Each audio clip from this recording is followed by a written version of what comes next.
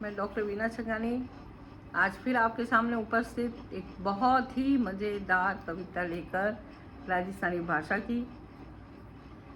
देखिए, आज हमारे बच्चों के पास दिल बहलाने के लिए बहुत से साधन हैं। उनके पास मोबाइल है, उनके पास लैपटॉप है, टीवी है, बहुत चीज़ें हैं, फिल्में हैं, बहुत कुछ है। लेकिन पहले गाँव के जो बच्चे थे उनके पास ये साधन नहीं थे। तो उनके साधन क्या थे कि दिन भर खेलना कूदना, दादी नानी की कहानियाँ सुनना रात को बैठकर। अब बच्चे तो क्या होते हैं कि जिन्न की तरह, उन्हें कुछ न कुछ काम में बिजी रखना ही पड़ता है।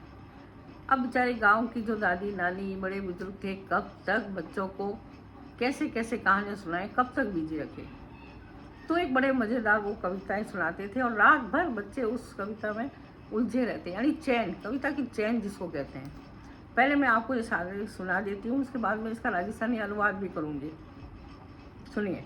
हाँ, ये मुझे भेजी है डॉक्टर अनीता व्यास ने, जयपुर से। धन्यवाद डॉक्टर व्यास। सुनिए। एक थो गड़गिंदो राजा, थोक थोक थोई नहीं। जिको थोई नहीं वो बसाया 3 गांव, 2 बंजर एक बस्यो ही नहीं। जिको बस्यो ही नहीं वो जिमाया 3 बामण, 2 वासीता एक जीमे ही नहीं। जिको जीमे ही नहीं उनने रांधिया 3 हांडा, 2 फुटोड़ा एक में पैंदी नहीं। जिमें पैंदी नहीं उनमें जीमिया 3 पावड़ा, 2 रूसिया एक बोले ही नहीं। एक थो गड़गंदो राजा, थोक थोक थोई नहीं। समझे आप?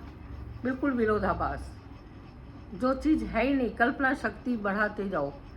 अब ये जो कविता है इसकी चैन बनती गई, आगे बढ़ाते जाओ बढ़ाते जाओ, लास्ट वाली लाइन पकड़ के आगे बढ़ाते जाओ, बच्चे उसमें हमेशा बिजी। चलिए मैं आपको इसका थोड़ा अर्थ बताऊं। एक थो गड़गंदो राजा, एक गड़गंदा मतलब अजीब सा नाम, अनोखा नाम, गड़गंदा राजा था। थोक थोक थोई नहीं, था या नहीं था पता नहीं, था ही नहीं। जो थोई नहीं, जो राजा था ही नहीं, वो बसाया 3 गांव। जो राजा था ही नहीं उसने 3 गांव बसाए, 2 बंजर एक बसा ही नहीं। उनमें से 2 तो गांव बंजर रहे और एक तो बसा ही नहीं। और जो बसा ही नहीं, जो बसा ही नहीं उनमें जिमाया 3 ब्राह्मण, उसमें 3 ब्राह्मणों को बुला के जिमाया गया। 2 वासिता, वासिमता मतलब उपवास, 2 के तो उपवास था, एक जिमे ही नहीं। विरोधाभास देखेगा। जिको जिमे ही नहीं, जिको जिमे ही नहीं उनने रांधिया 3 हांडा, उनके लिए 3 हांडी चढ़ाई गई।